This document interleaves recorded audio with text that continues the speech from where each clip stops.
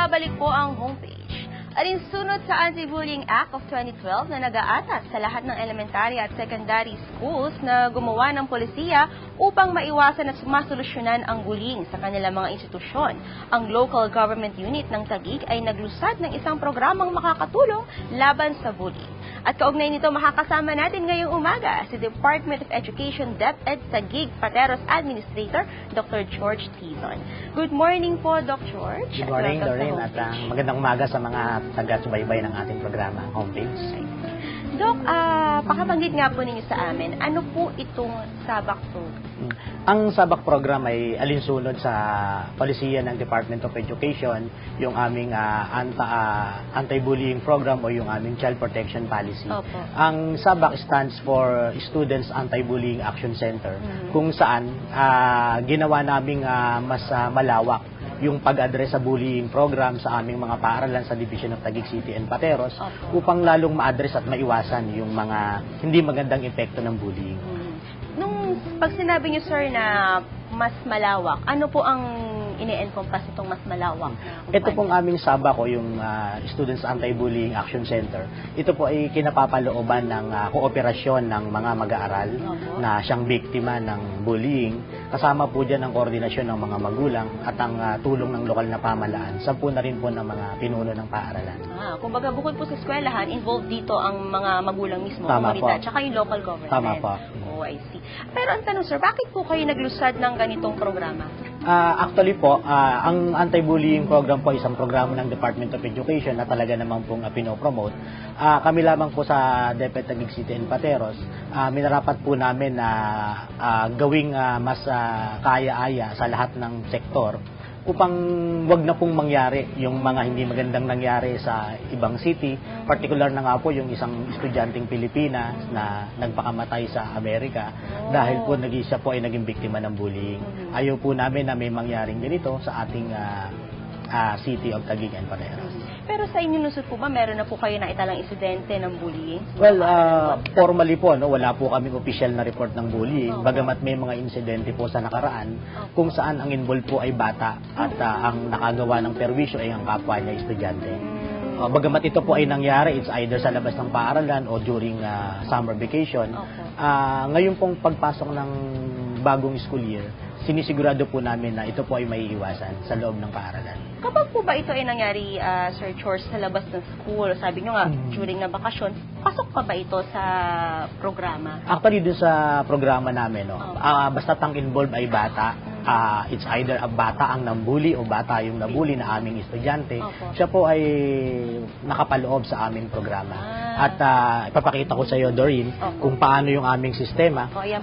Dito po, sa aming flowchart, ang complaint po ay magsisimula dun sa aming mga anti-bullying desk. Ang bawat paaralan po sa amin ay meron pong ganitong desk, kung saan merong desk na pwedeng lapitan ng mga estudyante na merong reklamo or kung sila man ay hindi man biktima, naka-witness ng isang pangyayari ng kanilang kaibigan o kahit hindi nila kilala, pwede nilang i-report sa desk.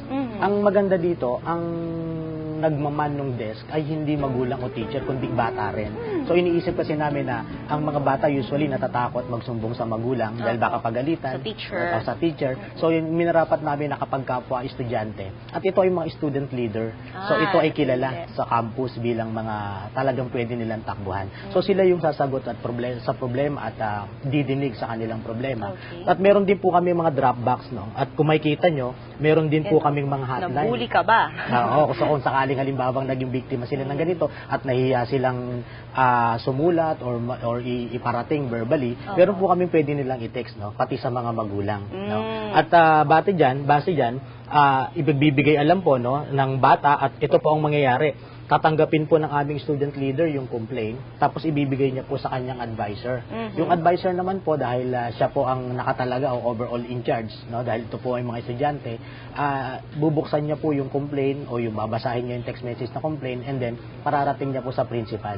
Yung principal naman po ang sasangguni sa GPTA at saka sa guidance counselor. Sa Parents-Teacher Association. Yung General Parent-Teacher Association po, ang magiging trabaho po nila, i-address po yung magulang ng bata na nambuli. I-coordinate nila doon sa pamilya. So, magkakaroon po ng counseling at pag-uusapan nila yan. Yung guidance counselor naman po, ang i-address niya naman po ay yung batang naging biktima. Ika-counsel niya po para ma-boost po yung kanyang confidence, no? At para maiwasan na yung ganon. Okay. At pag yan po ay nangyari, no? Gagawa po ng aksyon ng aming principal sa school, at ang aksyon na naganap ay ipararating po sa division office at ipararating naman po sa aming counterpart, which is the local government. Sa amin po ang City of Taguig at ang Municipality of Pateros. Okay. Tapos po i-report po namin yan sa DepEd NCR at sa DepEd Central Office.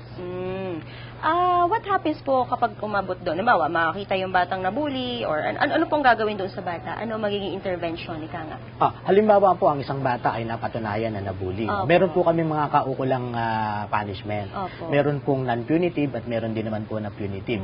Halimbawa po, ang bata ay medyo ng asar lang or nanunukso lang. Pero siya po ay isinumbong ng isang bata na nabiktima ng bully. Opo. Meron po kami mga non-punitive measures na gagawin. Halimbawa po, patatawag po yung bata at ang kanyang magulang at sasabihin po yung nangyari. But ito po ay manggagaling at pagbabasihan ng isang masusing investigasyon kung totoo nga po yung nangyari.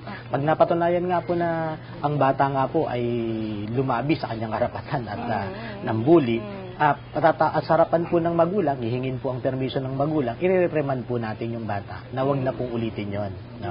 Kung ito naman po ay medyo mas malala, halimbawa po ay medyo nagkaroon ng kasakitan, no? Merong mga bata na talagang hindi na pangkaraniwan yung inabot. Meron po kami mga punitive punishment such as suspension or expulsion. Pero ito po ay dumadaan sa due process. Meaning, ang principal po, pag nakatanggap ng formal na complaint, magsasagawa po siya ng investigasyon at titingnan niya po kung ano yung panig ng dalawang parte, no? Hihingin niya po ang side nung nabully at saka nung nabully. Pag na-determine niya po kung sino po ang merong kasalanan, yan po ay papatungan ng kaukulang parusa. Kung ito po ay medyo malala, base po sa investigasyon na gaganapin, pwede po siyang masuspend ng 1 linggo or pwede ring ma-expel. Kapag siya po ay nasuspend, ang gagawin po ay, imbis na nasa bahay lang siya po ay paaatinin ng isang seminar o counseling upang ipaalala sa kanya kung ano ang epekto at bakit masama ang pambubuli. Yun naman pong batang nabully, meron po tayong gagawin sa kanya bang pagpapayo o any ganun din po, kasi po ang batang na biktima ng bully, normally po, bumababa ang kanilang self-esteem at pati yung kanilang confidence ay nababawasan. So, nasasayang po yung mga tinuturo natin sa loob ng classroom kung saan binibuild natin kanilang confidence. So, kapag siya po ay dumanas ng ganitong experience, sisiguraduhin po namin na mabubus siya sa pamamagitan ng counseling na isasagawa ng paaralan. Paano po ba ninyo, sir, masasabi na ang isang estudyante kumbaga, ang nangyari bullying o simpleng asaran lang ng mga bata? Paano po ninyo masasabi na ganyan? Well, kung ito po ay nakarating sa aming kaalaman o na-notice ng teacher sa loob ng classroom, pwede nyo na pong i-address right there and then. No? Pwede nyo na pong ipatawag yung dalawang bata at ipaliwanag ni teacher. As a matter of fact, ngayon pong school year na to, base na rin po sa utos o pakiusap ng aming lokal na pamaraan, si Mayor Lani Cayetano, inutusan niya po at pinakiusapan ng lahat ng principal na during our flag raising ceremony, maglaan ng 5 hanggang 10 minuto upang ipaliwanag sa lahat ng mga bata kung ano ang bullying. So, ganun kaseryoso po yung aming programa na talaga namang sinusuportahan. At pag yan po ay nadala nila sa bahay at saka sa paaralan, malalaman po nila kung paano at paano dapat iwasan at paano i-handle. Isa pang tanong, sir. Bukod po ba sa estudyante, maaari din daw magreklamo ng bullying yung mga magulang o guardian? Palagay niya, mukhang kapag ang biktima po ay bata, no, na aming estudyante at ang nambully ay yung bata na hindi nag-aaral o tagalabas or kahit pa magulang din, no, minsan nung ibang bata hindi nakakapagpigil sa kanilang emosyon at nambubuli. Yan po ay sakop ng aming programa. Sapagkat ang mga magulang po, lalo na kung sila po ay magulang sa paaralan, sakop po sila ng aming General Parent Teacher Association.